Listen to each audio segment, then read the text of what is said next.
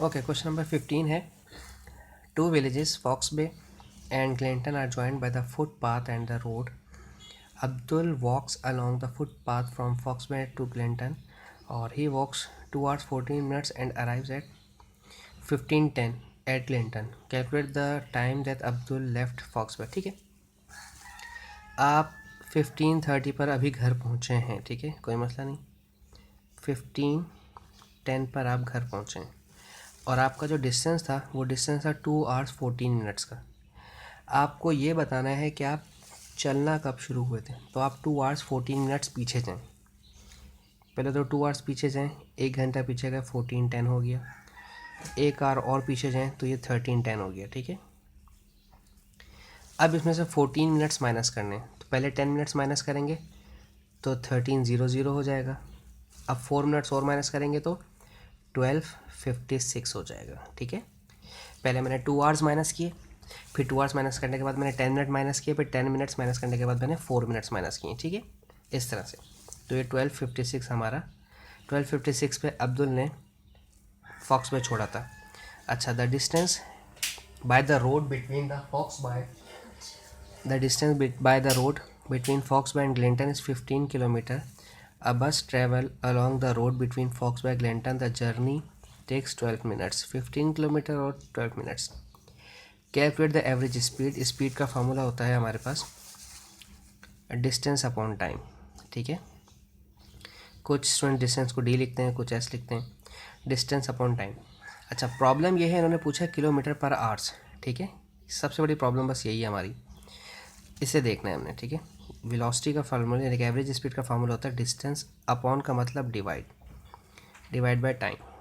Distance कितना है 15 kilometre और टाइम कितना है, ये है 12 मिनट्स.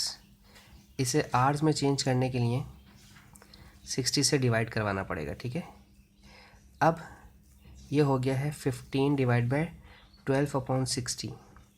2 1 ज़ा 2, 12 1 ज़ा 12, 12 5 ज़ा 60, 1/5 डिवाइड बाय 1/5. ठीक है, आप जानते हैं जब डिवाइड के बटन को डिवाइड के साइन को मल्टीप्लाई में चेंज करते हैं तो वेरी नेक्स्ट फ्रैक्शन उल्टा हो जाता है. 1/5 5/1 हो जाएगा और 15 5 ज़ा 75 हो गया. ठीक है, ये हमारा किलोमीटर पर आवर में आंसर आ गया. अच्छा, अब प्रॉब्लम है दूसरी. कहते हैं द बेयरिंग के बारे में भी मैं बताता हूँ आपको. The bearing of Glenton from Fox Bay 128. ठीक है, लेट्स सपोज ये फॉक्स बे है और ये ग्लेंटन है. ठीक है, फॉक्स बे और ग्लेंटन. ठीक है, बेयरिंग का मतलब ये होता है कि आपने 90 डिग्री एंगल मेजर करना होता है. The bearing of Glenton from Fox Bay 128, यानी कि फॉक्स बे से ग्लेंटन जाने के लिए जो एंगल इस्तेमाल होगा वो 120 डिग्री इस्तेमाल होगा. मैं ऐसे बना के दिखा देता हूँ यहाँ पर इस तरह से. ठीक है, जब भी आप कहीं से किसी पॉइंट से चलना शुरू करते हैं तो वहाँ पर आप एक नॉर्थ बनाते हैं अपना. ठीक है, ठीक है, इस तरह से एक आप अपना नॉर्थ बनाते हैं. नॉर्थ बिल्कुल पैरेलल होता है और ये परपेंडिकुलर होता है, south east west what ever. ठीक है, दोनों पॉइंट्स पर अपने अपने नॉर्थ्स बना दीजिए, एक इस तरह से और एक इस तरह से. ठीक है, अच्छा, अब इन्होंने कहा है कि फॉक्स बे से ग्लेंटन आने के लिए 128 डिग्री ट्रैवल करना पड़ा है. एंगल ये 128 डिग्री था हमारे पास पूरा. ठीक है, अब ग्लेंटन से फॉक्स बे पता करना है. ठीक है, ग्लेंटन से फॉक्स बे के लिए आपको यूं घूम के यूं आना पड़ेगा. तो ये पहला क्वाड्रेंट तो 90 डिग्री का होगा, फिर ये सेकंड क्वाड्रेंट भी 90 डिग्री का होगा, फिर ये भी कंप्लीट क्वाड्रेंट 90 डिग्री का होगा. हमें सिर्फ ये वाला एंगल नहीं पता जो थोड़ा सा ये है. ठीक है, हमें सिर्फ ये एंगल चाहिए.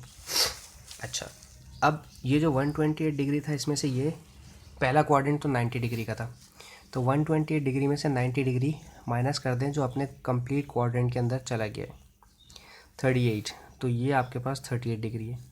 अगर आपको एंगल्स की थोड़ी सी समझ हो तो एंगल में जहाँ z बनता है ऑल्टरनेट इंटरनल एंगल, तो वो एंगल्स आपस में बराबर होते हैं. देखें z है बन रहा है हमारा, उल्टा z बन रहा है, तो यूँ 38 और 38 आपस में क्या होंगे बराबर. तो ये भी आपका 38 होगा. तो 3 90s का मतलब होता है 270 डिग्री और इसमें 38 ऐड कर दें. 8 7 और 3 10 और 308, तो ये कितना हो गया 308 डिग्री. होपफुली समझ आया. Thank you.